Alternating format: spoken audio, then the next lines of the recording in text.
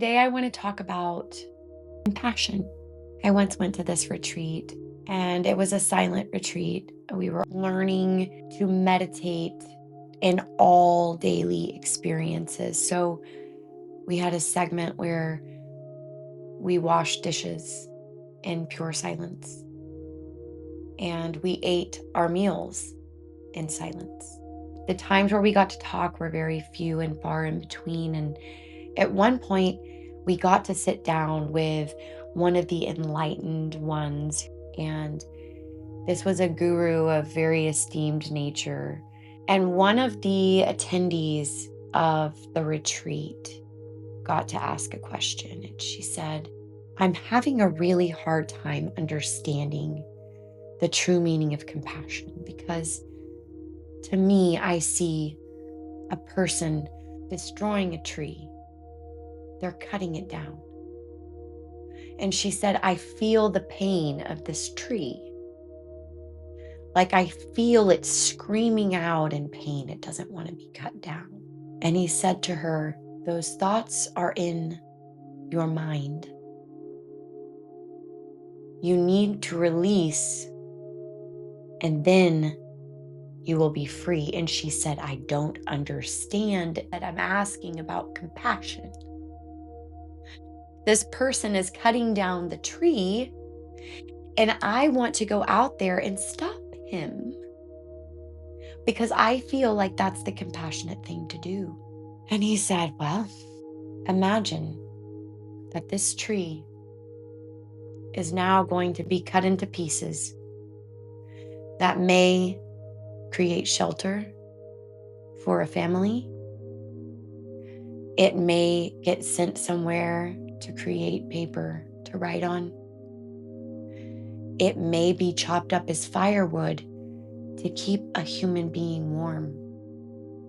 Compassion is having understanding that we don't understand everything, but we can hold grace and space while we all figure it out in our own time.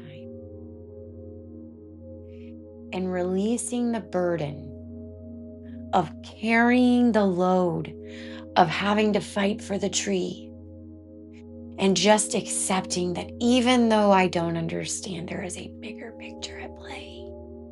That's compassion. It's kind of fitting that she comes walking in at this exact time. Just remembering that we aren't perfect, and we're never going to be perfect in these physical human bodies.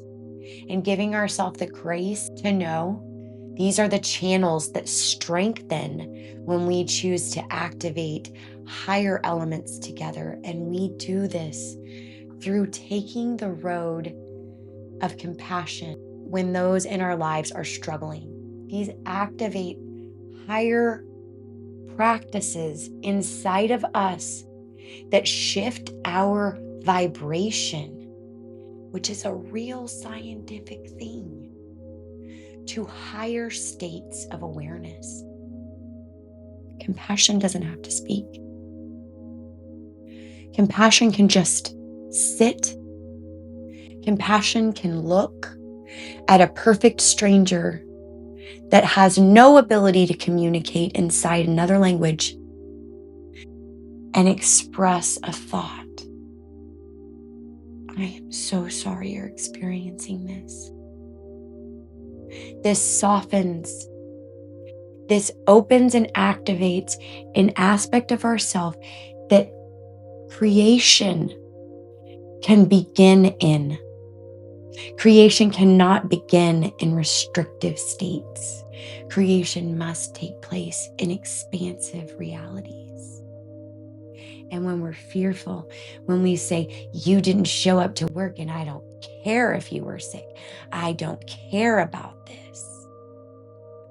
These approaches, these non-compassionate responses, keep our bodies in a state of dis-ease, which can then begin to attract illnesses. It can begin to attract other experiences for ourselves that maybe the universe was like, you need to learn a little more compassion in this area.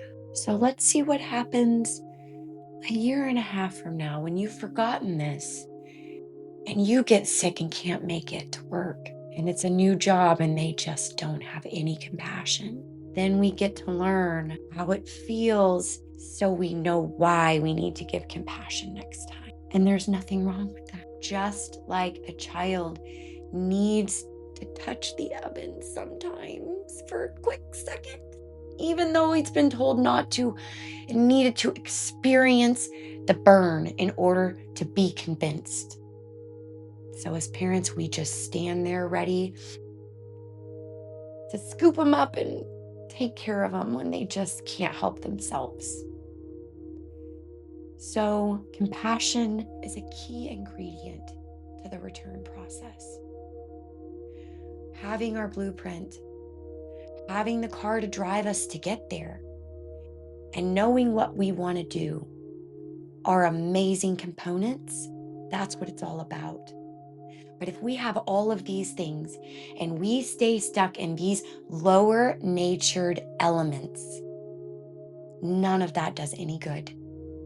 We have just come to experience all the low end of things.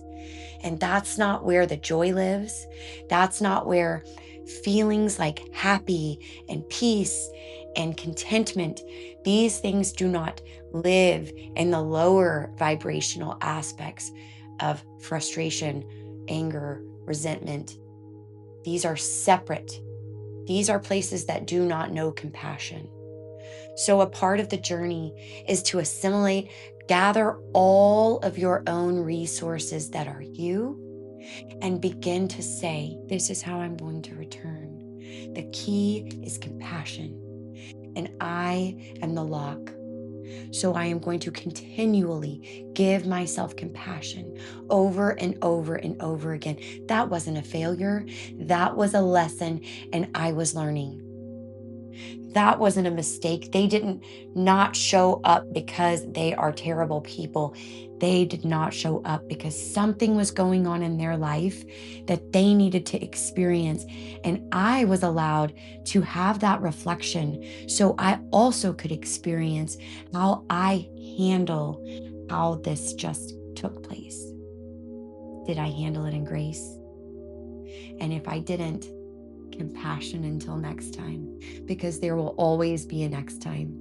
As long as we're breathing and it's on our plan, we will always be afforded the opportunity to try again. Because we asked for it.